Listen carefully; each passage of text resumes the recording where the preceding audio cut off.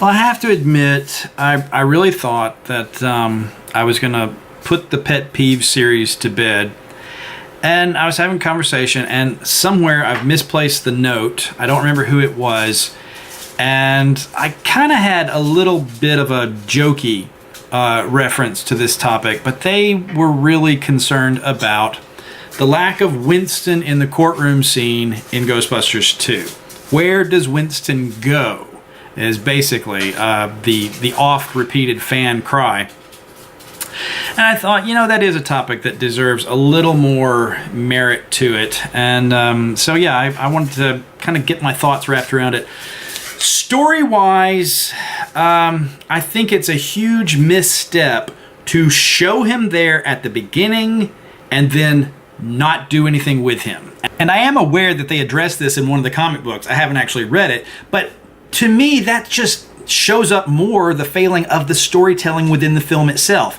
If there's a plot hole that has to be fixed by some spin-off material decades later, then yeah, you made a misstep in your storytelling. I know that this sequence was cut way down from what they shot, way down from what they wrote, and probably restructured in the edit, because you've got Winston appearing and disappearing from among the spectators back there.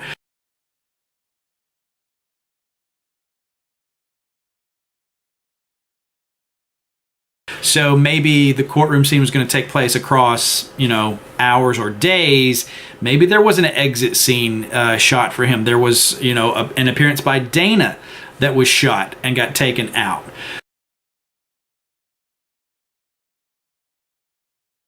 So I just don't understand what exactly was their thinking by putting him at the beginning of the scene and then just letting him sort of disappear. Nobody ever says, hey, where's Janine in the courtroom scene? You know why they don't ask that? Because they didn't show her at the beginning of the scene. That's the problem. If he's not going to be in there, if there's not going to be a payoff involving Winston, don't have him present. So do I really, think that they needed more Ghostbusters in that scene? Actually, I do, and I tried to correct that since Mattel didn't make this figure. The body is actually Harvey Dent from the Mattel Batman line, and they use some of the same parts for the suit-wearing characters. They just kept recycling them. And then the head of GB2 Winston and the hands of GB1 Winston. And I had to modify the neck hole to accept this because it was two incompatible designs. But, yeah, I went so far as to make an action figure of that character. So, what is the situation that I think they should have done? Well, if you look at the script for GB1, Winston was in there much earlier, even if the character wasn't named Winston. In some iterations, he's named Ramsey, I believe. So, but Winston had the bulk of the lines that wound up getting slid over to Bill Murray as Venkman.